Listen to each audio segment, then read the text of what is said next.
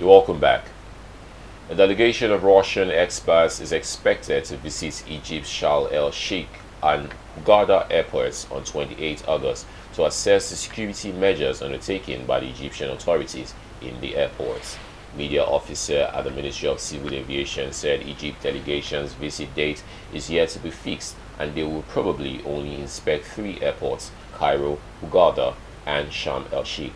The Russian delegation is expected to release its final report that will include the decision as to whether direct flights from Russia to Sharm el-Sheikh airport will be resumed.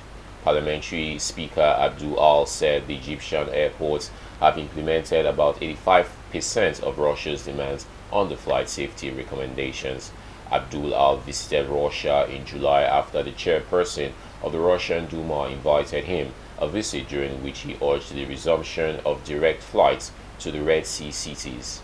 Egypt's tourism had significantly declined following the 25th January revolution. However, tourism suffered even more when a Russian plane crashed shortly after taking off from Sharm el-Sheikh airport in October 2015. All 224 passengers and crew on board were killed in November.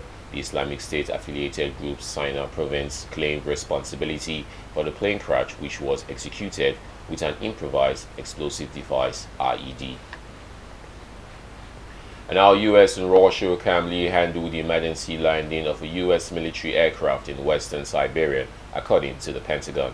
The incident occurred Wednesday when the landing gear of the US OC-135B observation flight malfunctioned and the plane had to make an unplanned landing in a Russian airstrip near the Chinese border.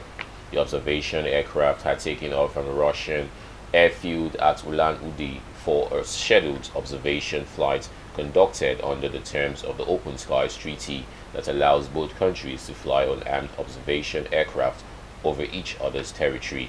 Pentagon spokesman Lieutenant Colonel Michel Baladanza said the U.S. commander, in cooperation with the Russian escort crew on board, diverted the aircraft of Khabarovsk as the aircraft will exit Russia in the most direct route possible.